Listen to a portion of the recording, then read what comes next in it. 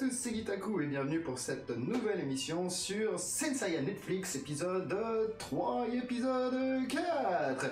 Ça va être la folie. Alors merci beaucoup d'avoir suivi mon épisode Senseiya Netflix, c'est non. Donc on va continuer sur les épisodes suivants. Je vous remercie beaucoup pour vos commentaires. Et effectivement, je vais le dire tout de suite, je n'ai pas du tout aimé cette série. J'ai trouvé que l'essence générale de Senseiya, tout ce qui faisait les sentiments, l'implication, le courage, la chevalerie, a été complètement éjecté loin du tableau de Senseiya Netflix. À part les designs perso, les constellations et les armures, enfin le truc de base, il n'y a rien de l'essence d'origine du manga Senseiya. Alors oui, je vais beaucoup comparer avec les épisodes de 1980, et c'est pas parce que je suis uniquement nostalgique des années 80, effectivement, mais aussi parce que ils veulent raconter la même histoire en changeant certains éléments de façon à que ça crée un nouvel engouement pour Senseiya aux États-Unis. Donc à la base, ça doit quand même être la même histoire. D'ailleurs, on s'y retrouve un petit peu dans les épisodes 1 et 2, vous avez vu, mais pourtant on a oublié d'expliquer tout ce qui faisait la grandeur, la puissance, l'effet légendaire de cette série. Alors, on va essayer pour les épisodes 3 et 4 de pas trop cracher, de trop crier dessus, mais si toi tu as aimé cette série, tu peux me mettre dans les commentaires qu'est-ce que tu as aimé et pourquoi tu la trouves bien, mais en tout cas ne va pas jusqu'à la fin de cette vidéo parce que du coup effectivement tu as raison, je vais cracher sur Senseiya pendant toute cette vidéo. Alors c'est parti, épisode 3 et 4. Alors, on reprend l'épisode 3 avec Yoga qui voulait assassiner Saori Kido. Parce que, se disant, c'est à cause d'elle que les malheurs de la Terre devaient arriver. Alors bon, Saori lui fait son petit speech de « Je suis Athéna, je suis une gentille, c'est nous les gentils, faut que tu viennes de notre côté ». Du coup, Yoga change de côté, il est d'accord, et il se met du côté d'Athéna. Ça m'ennuie un peu parce que dans les épisodes 1 et 2, on avait montré un Yoga un peu en retrait, calculateur, qui parle pas grand-chose et qui a l'intention de s'imposer, enfin... Et là, du coup, les changements de motivation, de position, d'émotion, ça va pas du tout avec le personnage. Je trouve que cette scène, du coup, le fait que ce soit Yoga qui essaie de tuer Athéna et qu'elle le fasse changer d'avis, ça donne une position à Yoga de girouette, de mec qui sait pas trop où il en est. C'est pas mal, hein. Ça correspond à l'histoire qu'il veut raconter, mais j'adhère pas, c'est trop facile. Dans les événements qui suivent, on va remarquer qu'on aura aussi un petit drone comme il y avait eu au sanctuaire. Bon là on est en l'occurrence en présence de chevaliers de bronze qui sont peut-être pas encore éveillés au 7ème sens, qui n'ont pas les super pouvoirs et tout. Ok, il est en plus bien caché celui-là, pas juste posé sur une marche dans un coin et tout, qui va donc dire à Monsieur Grad, je sais pas trop comment on le dit, la prononciation anglaise est un peu... Elle me bouffe une lettre, j'arrive pas à le faire, donc on va dire Mr. Grad, voilà, qui va donc avoir l'information comme quoi les chevaliers et Athéna sont tous dans un hangar et qui va donc se dire c'est génial, ils ont allé les attaquer et leur balancer toute notre armée dans la gueule. Ok, très bien. Le problème que j'ai avec moi, ce petit drone qui est rentré là, c'est que pour rentrer dans l'endroit où il se trouvent les mecs, il y a cette bouche d'égout informatique qui est la seule entrée.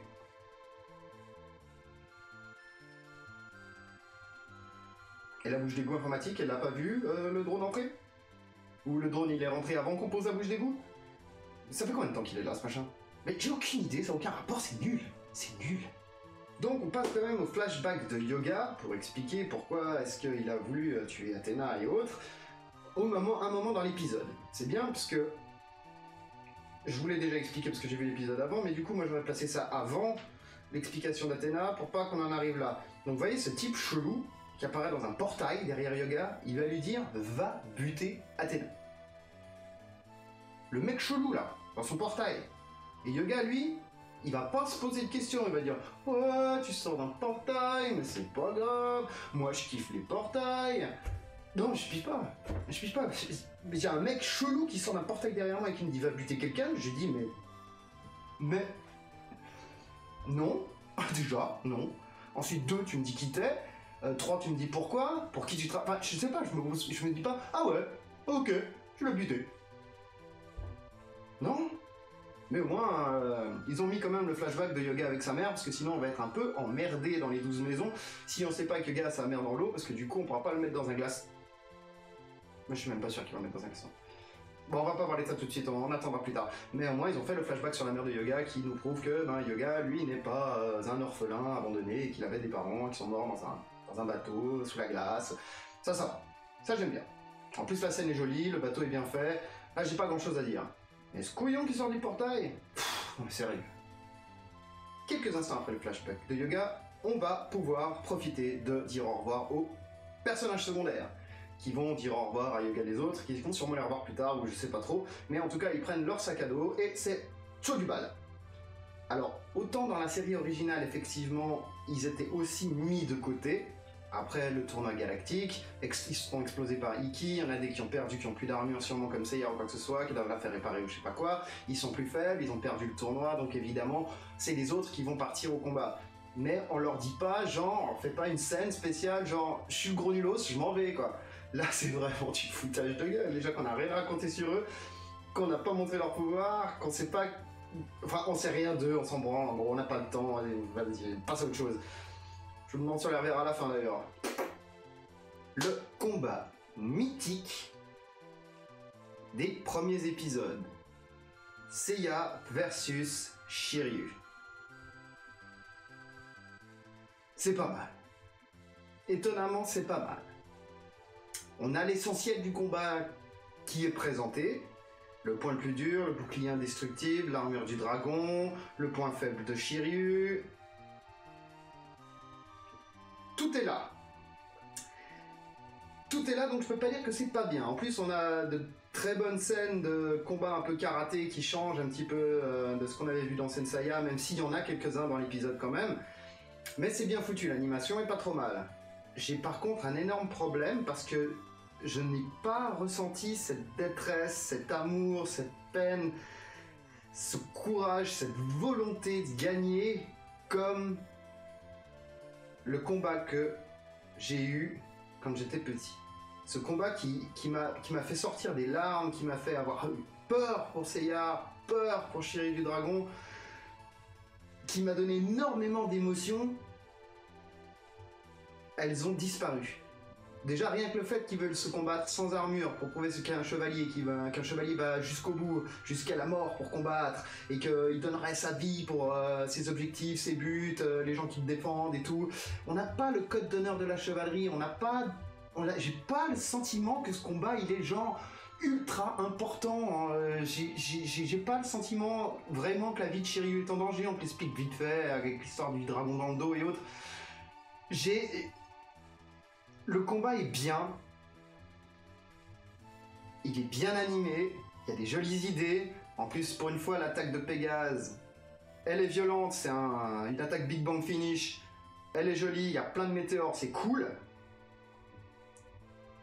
Mais j'ai aucune intensité émotionnelle avec les personnages. Franchement, à part le graphisme visuel, la beauté du personnage, je ne rentre pas du tout dans l'histoire du personnage, je m'en fous. Je le choisis à la couleur et à son design d'armure. J'ai pas d'émotion pour Shiryu, j'ai pas d'émotion pour Seiya. J'ai pas l'impression de chevalerie, je sais pas. Pourtant, c'est bien réussi. Cet épisode se termine donc avec la fin du combat entre Seiya et Shiryu, avec la victoire de Seiya, comme à l'ancienne, tout va bien.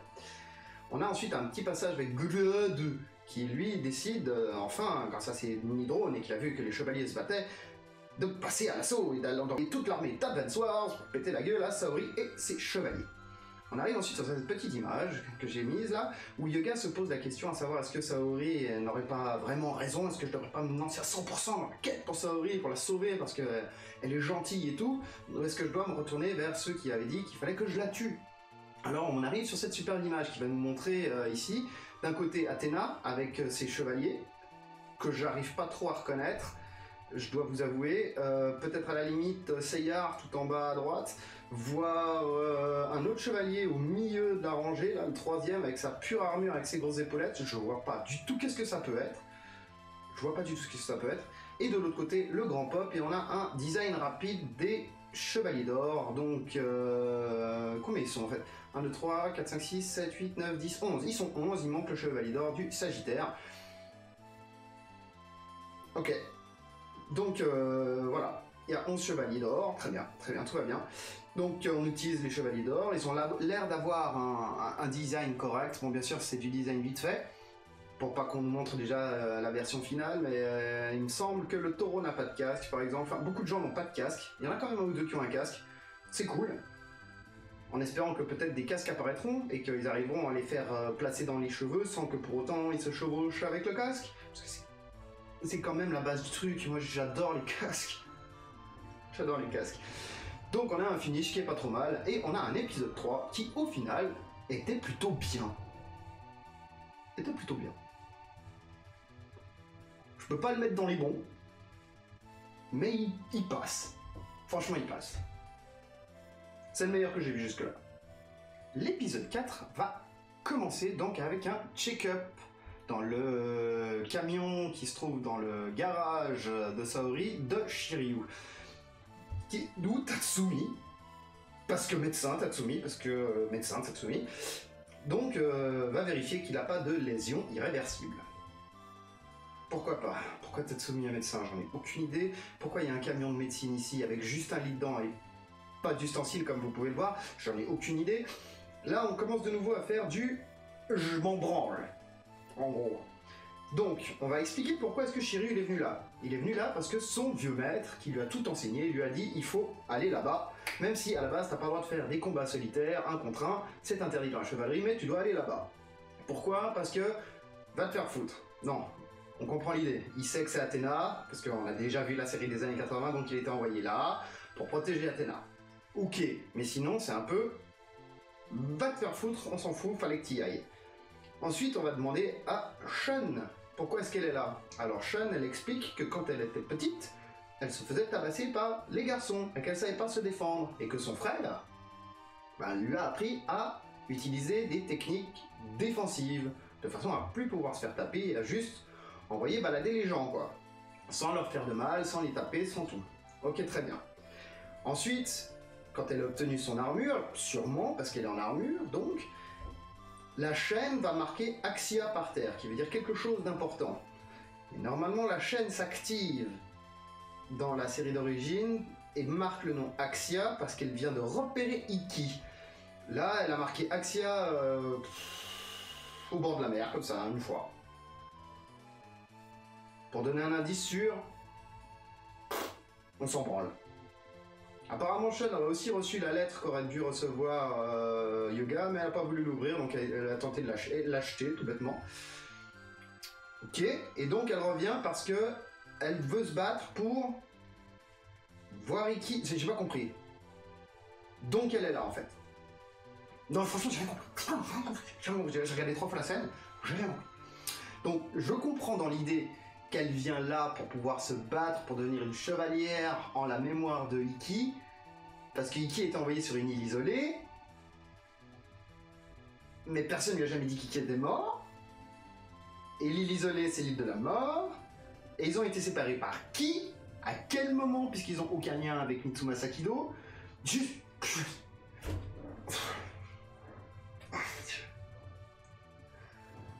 Ah, c'est plus compliqué que les multivers de chez Marvel, hein. Je suis désolé. Hein. J'en prends cher. J'en prends cher dans mon cerveau, je ne comprends pas. En gros, c'est vite fait, quoi. Franchement, c'est vite fait, c'est à la vas-y que je te pousse, et on te donne pas l'explication complète, on essaie de t'en donner une bribe, et on te dit que cette bribe, c'est la véritable solution pourquoi il est là, mais en plus on te dit, non, franchement, c'est mal monté, c'est horrible. C'est horrible. Je suis désolé, c'est horrible. Non. Non, ce Axia au bord de la mer qui sert à rien. On n'arrive pas à la suite, au combat entre Andromède et Jabu. Alors, on n'a pas de grande démonstration des pouvoirs de Jabu depuis le départ, et on a la position classique du combat entre Andromède et Jabu. Donc ça, c'est très bien. En plus, là, j'ai mis une belle image, parce que je trouve qu'il y a quand même 2-3 idées vraiment sympathiques de vision. L'attaque chaîne nébulaire, voilà. Hein? Quand Jabus prend la chaîne nébulaire, son armure elle explose et les trous de partout, mais là il prend rien, bon on s'en fout, c'est pas grave. Et normalement, à la fin du combat, c'est l'arrivée de Iki qui se marre, qui vole l'armure d'or et se barre. On n'allait pas mettre Iki parce que... Ah oui, on a une intrigue qu'on avait rajoutée, qu'on doit mettre. Parce qu'on n'a pas le temps de faire les choses bien dans l'ordre pour expliquer tous les personnages, le contexte et tout ce qui va avec. Par contre, on a le temps de rajouter Advance Wars. Donc c'est parti. On a une partie d'Advance Wars en mode RPG. Putain, mais je suis désolé que c'est Advance Wars, mais je vais vous montrer des images après de l'armée, et franchement, j'ai l'impression que c'est ça, quoi. Et donc, du coup, on a coupé énormément de storyboards, de moments émotionnels ou quoi que ce soit dans l'épisode 3 entre Shiryu et Seiya. Ici, on te blaste vite fait les raisons de pourquoi les gens ils sont là. On a fait virer les personnages secondaires. Et tu te dis, ben t'as pas le temps, donc au bout d'un moment, tu fais quand même venir Ikki. Tu vois, à cet épisode-là, tu fais venir Ikki. Après, il reste encore les Chevaliers Noirs, puis après, il faut lui péter la gueule. Et ben non. On n'avait pas le temps, mais on va quand même foutre un combat contre Advance Wars. Je comprends pas pourquoi tu rushes cette histoire pour perdre l'intérêt principal de l'histoire de Senseiya pour pouvoir mettre cette nouvelle intrigue qui n'intéresse personne. Je pense qu'elle n'intéresse personne. On va voir plus tard s'il y a vraiment un intérêt, comme je disais, si Grade, c'est Saga des Gémeaux, pourquoi pas, ce serait sympa, au final. Mais sinon, là, je m'en fous actuellement, je m'en fous royal. Voilà donc l'armée d'Advance Wars. Alors j'ai essayé de sélectionner une image pour vous montrer quelque chose. On voit 3 hélicoptères, on voit en tout cas 1, 2, 3, 4, 5 tanks. Dans la vidéo d'avant, on a vu 6 tanks, et avant ça, on a vu 12 hélicoptères. Donc il y a vraiment une pure armée qui débarque. Une pure armée. Bien, ça me va. Donc les chevaliers vont devoir affronter des tanks et des hélicoptères. Dans le premier épisode, Ayolia du Lion a galéré à faire partir un hélicoptère. Seiya a moult galéré pour tuer un hélicoptère, mais il a quand même réussi avec le météore de Pégase. Donc on se dit, bon, on s'en fout, il y a des véhicules, il suffit d'utiliser des attaques suprêmes. Et on va les baiser. Là, je vais changer d'image, je vais expliquer la suite. Donc on a vu l'armée. Elle arrive pour attaquer. Donc nos chers et vaillants chevaliers de bronze, 4 puisque Jabu a disparu entre temps, montent à la surface pour aller affronter l'armée. Mais ils sont pas sûrs d'être encore potes et de vouloir combattre l'armée. Donc ils vont prendre un petit peu de temps pour se pitcher, pour se rappeler et dire enfin à tout le monde ce qu'est un code de chevalerie, de l'honneur, du respect et tout et tout et tout. Parce qu'il faut quand même le placer, parce que dans le 4e épisode c'est pas trop mal. Ok. Je note, ça fait un point pour toi, parce que tu l'as dit. Parce que depuis le départ, t'en avais rien à foutre de la chevalerie, mais c'est genre vitef, on sent vite. En plus, c'est bon, c'est les meilleurs amis du monde, ils se sont croisés il y a 3 heures. Ils ont pas eu de combat fratricide, ils se sont pas échangés du sang, ils ont rien fait, quoi.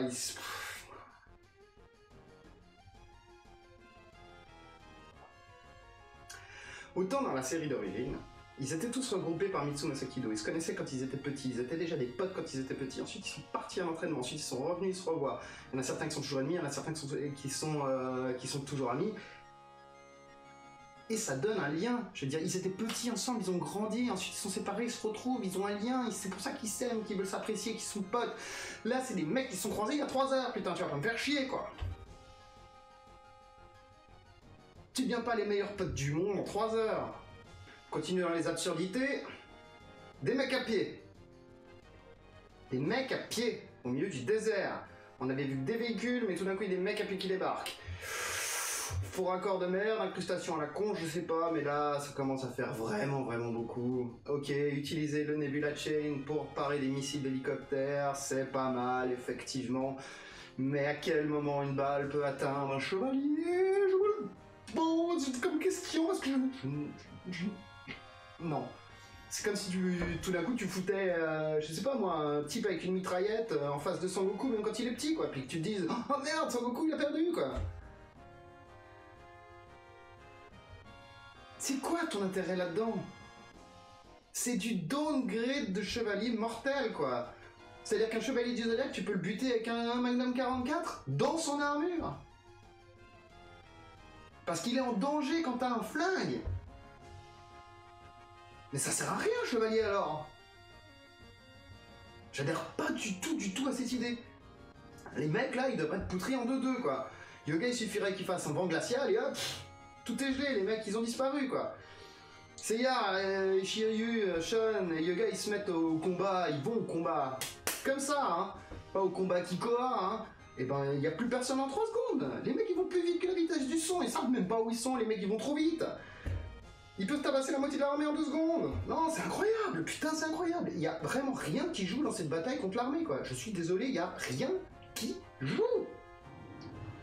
Alors, pour continuer sur cette bataille, parce que l'épisode va se finir sur la bataille contre l'armée, on va encore relever quelques points assez importants. Shiryu a son bouclier de dragon qui est indestructible, heureusement, parce qu'il est le seul à pouvoir parer des coups de canon de tank avec. Parce qu'un chevalier qui peut éviter un coup de poing à la vitesse de Mach 3 ou de Mach 4, il peut pas se déplacer assez vite pour éviter un boulet de canon, quoi. Et puis un coup de poing qui est capable de défoncer un mec en armure, il est pas capable de défoncer un boulet de canon, parce que... voilà.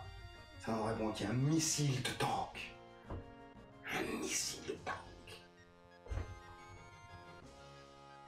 Je peux pas croire. Et donc, c'est bien ce que je disais. Seiya galère comme un porc à détruire un hélicoptère, parce que, comme je disais, les chevaliers d'or sont de la peine. Mais heureusement, Shiryu, il a son point indestructible, il a la colère du dragon, comme là sur l'image, et au moins la colère du dragon, ça fonctionne, ça fait péter les hélicoptères. On est sauvé, il y a au moins une attaque qui peut atteindre les hélicoptères. Yes! Shiryu, il aura du boulot, hein, parce que des hélicoptères, on en a vu, on a une pétée. Hein. Et Seiya, c'est vraiment rien. Donc du coup, il va s'occuper des mecs à pied. Il y a même une scène qui est trop magnifique. Les mecs à pied sont devant.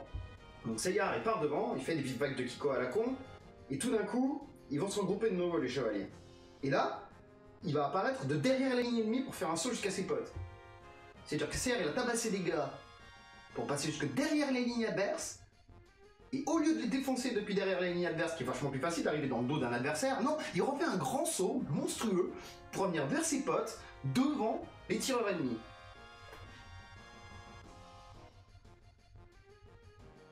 Me dis pas que je râle pour rien, parce que ça c'est pas rien quand même, hein. C'est vraiment très stupide. Dans cette bataille, on n'a pas encore parlé des tanks. Parce que les tanks ils balancent des obus, et il n'y a que Shiryu qui peut les arrêter avec son bouclier. Mais comme ils galèrent déjà à détruire un hélicoptère avec la colère du dragon, comment ils vont faire pour gérer les tanks? Effectivement, je vous ai donné la réponse sur l'image. Yoga va, grâce à la poussière de diamant, geler le tank. Pas un truc qui vous chiffonne dans ce que je viens de dire? Le tank. Shiryu a détruit un hélicoptère. Le gars a tué un tank. Et à eux tous, ils ont un peu tabassé des mecs à pied à gauche à droite, partout. Où sont les 18 hélicoptères que j'ai vus avant? Et les au minimum 9 à 12 tanks. Ta gueule, on s'en fout! On a fait l'animation des chevaliers contre l'armée! On n'a pas besoin qu'ils se battent vraiment contre l'armée, parce que sinon il faudrait tout faire péter! Puis on n'a pas le temps! Et puis on s'en fout! Et puis cette scène, elle a été mise là parce que... Osef!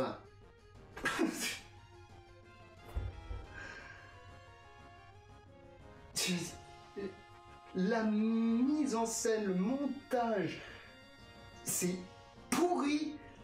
Mais c'est pourri!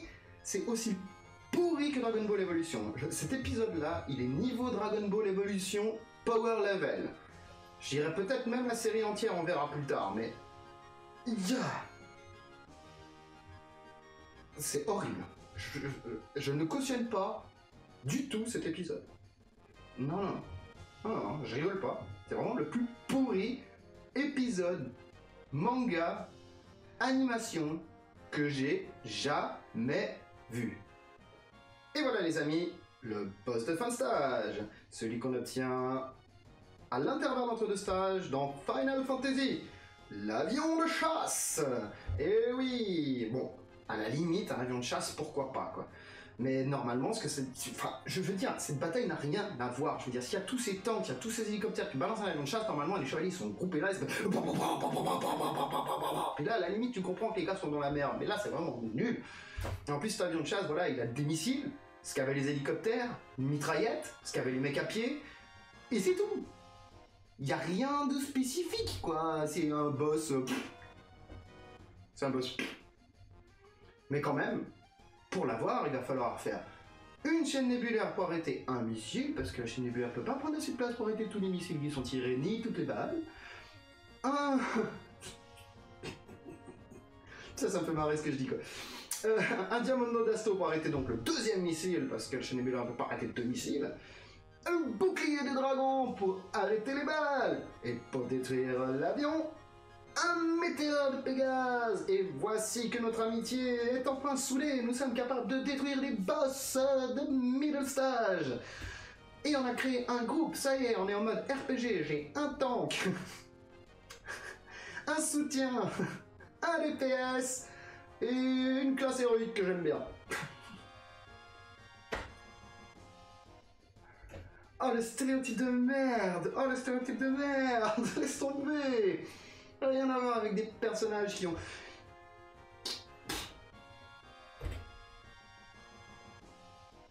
Les personnages du donjon de Naheulbeuk ont plus de personnalité que les gars de Senseiya. J'irais même presque à dire que Steven Seagal a plus de personnalité que tous les personnages de Senseiya que j'ai vus jusque-là de cette version de Netflix. C'est tellement nul. Mais j'ai même plus de nom pour dire à quel point c'est à chier et nul. Donc du coup, je répète toujours les mêmes.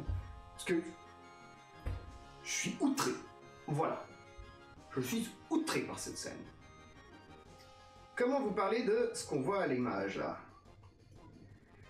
C'est bien ce que je pensais que j'avais vu, mais je l'ai pas dit avant parce que j'étais pas sûr, mais effectivement, il manque donc le bras droit à l'armure d'or déjà dans le coffre à l'origine. Comment est-ce que quelqu'un voulait obtenir l'armure d'or s'il manque un bras? Comment est-ce que Saori a pu avoir l'idée de faire un tournoi pour gagner une armure incomplète? Et si Mitsuma Sakido le savait, puisque c'est Grad qui l'a, pourquoi faire ce tournoi? J'ai aucune idée. Là, ça vient vraiment... Aucune idée. Si vous en avez une, mettez-la dans les commentaires, j'ai aucune idée.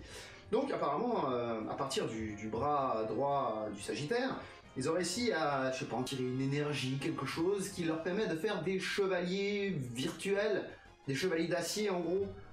Parce que je pense qu'ils seront pas dans la série, et de toute façon ils n'étaient pas canons à l'origine, mais bon. Mais donc, on aura des chevaliers d'acier, et vu qu'on les voit là, ils risquent d'arriver avec Iki. Et donc les chevaliers d'acier et les chevaliers noirs vont être mixés.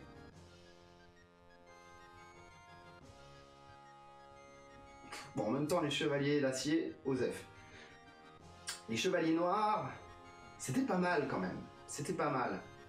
Ça donnait une vision de ce qu'auraient pu être nos chevaliers, nos héros, en tant que personnages méchants. Donc j'avais bien aimé le principe. Bon, maintenant on va voir ce que ça donne ce truc, mais ça veut vraiment bien dire que l'armure d'or était pas complète du tout depuis le départ, et que personne pouvait gagner donc cette armure, et donc ce tournoi servait à rien, son rendez-vous servait à rien. Il fallait d'abord commencer par la mission aller chercher le gantelet, non? Oh putain! Ça me fait penser... Normalement il y a toute la poursuite contre l'équipe pour récupérer le gantelet. Bah merde! Ils vont aller taper Grad pour aller récupérer le gantelet.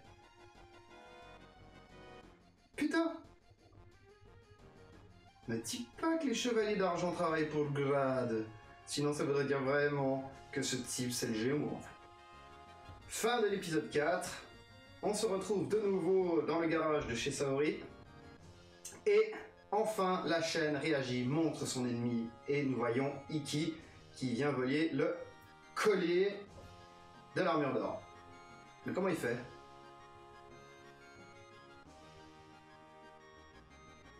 Tu te poses encore la question, pourquoi je te pose la question? L'armure de Seiya elle disparaît et elle apparaît quand elle est complète. L'armure d'or elle était dans le box. Elle n'est pas complète. L'armure d'or elle appartient pas à Iki. Il peut pas en faire ce qu'il veut. Comment est-ce qu'elle... Enfin voilà. Scénaristiquement c'est plus facile de se trimballer une petite amulette comme ça que de se trimballer tout un box dans le dos. Ok. De nouveau, économie de pognon, budget, machin, tout ce que tu veux, ça marche pas, la lasing on fonctionne pas, j'en sais rien, trouve-moi la solution que tu veux, j'en ai rien à foutre, mais ça c'est à chier. Mais bon, on a l'apparition de Iki qui, lui, peut-être qu'il est super à fond dans son rôle, un peu trop peut-être même, mais au moins il représente quelqu'un, un badass, qui se la pète, qui est méchant, qui a une bonne voix, qui a une bonne gueule, mais qui a pas de casque. Oui, je sais. Les cheveux, ça va pas avec les casques. Le casque de Ikki, il est intégral. En saison 1, tu fais un casque intégral, comme pour les autres normalement, pas juste le petit diadème à la con. Et ça, je voulais te dire aussi. Parce que si tu fais un casque intégral, les cheveux ils passent juste dessous, t'en mets 3-4, et tout le reste c'est juste une animation complète. Mais non, t'as voulu foutre le diadème à la con. Alors évidemment, t'as pas pu foutre de casque, alors viens pas me faire chier maintenant. Enfin bon, pas de casque, mais il a la classe, et il pète, et il va relever le niveau de tout l'épisode. Sur le cliffhanger final. Parce qu'on s'est fait chier tout le reste. C'était long, et on a vu Ikki. Il reste 2 épisodes. Un épisode pour le Chevalier Noir? Un épisode pour taper Ikki? Ok. Ça va le faire. Alors, épisode 4, au final, le plus nul des 4 que j'ai vu. Franchement, le plus nul des 4 que j'ai vu. Pourtant, il y a de l'action, hein. Mais non. Tellement d'incohérences, tellement de trucs qui jouent pas, tellement de trucs de « allez, vas-y que je te pousse », des raisonnements tirés par les cheveux, accrochés avec des élastiques. Ouf. Non, il était horrible cet épisode, horrible. Et voilà, on en est à la conclusion. Alors, est-ce que l'épisode 3 et 4 a réussi à remonter le niveau de la série par rapport à l'épisode 1 et 2? Eh ben la réponse est, eh bien non. Parce que c'était bien à chier l'épisode 4, alors que l'épisode 3 aurait pu enfin sortir cette série des tréfonds de la merde pour la mettre à niveau moyen, tu vois, à niveau ça passe. Mais non, il n'y a pas moyen. Donc j'ai pas d'autres conclusions spécifiques à donner à ça, à part que l'épisode 3 et 4 ne font pas relever le niveau de la série Senseiya Netflix, non. Hélas, non. On en reste à quelque chose de très très médiocre, voire nul. C'est moche. Vraiment moche. Mais bon, on refera l'épisode 5 et 6 quand même à la fin des vacances. Je sais que mes vidéos apparaissent sporadiquement en ce moment, avec les enfants, le travail, patati patata et tout. On peut pas tout faire non plus, hein. Même si c'est la période des vacances, normalement on se dirait ouais, temps libre et tout, oui, mais je suis pas un petit jeune qui fait du streaming et qui peut faire des vidéos quand il veut, donc j'essaie d'en faire quand je peux. Voilà. Mais en tout cas, je suis très content que vous nous ayez suivis jusque-là sur Senseiya, c'est non, vis-à-vis de Netflix. En espérant que vous me retrouvez pour la suite. J'arrive bientôt à 50 abonnés, je suis assez content, hein, malgré tout, hein, en faisant juste des petites vidéos comme ça à gauche à droite. J'ai plein de vues, j'ai quelques abonnés, c'est cool. Merci de vous être abonné d'ailleurs. Alors n'hésitez pas toujours à mettre un petit pouce bleu, un commentaire, parce que j'aime bien les commentaires, vous voyez, je réponds, vous pouvez regarder dans mes commentaires, je réponds, en tout cas je les lis. Et j'apprécie. Vous pouvez aussi partager la vidéo pour que plus de gens le voient, pour que tout le monde puisse rigoler, surtout sur l'épisode 4, parce que c'est très très fun. Et n'hésitez pas à commenter, à me laisser un petit message, n'importe quoi, ça fait toujours plaisir. Et c'est très sympa. Sur ce, on se retrouve à la rentrée pour l'épisode 5 et 6.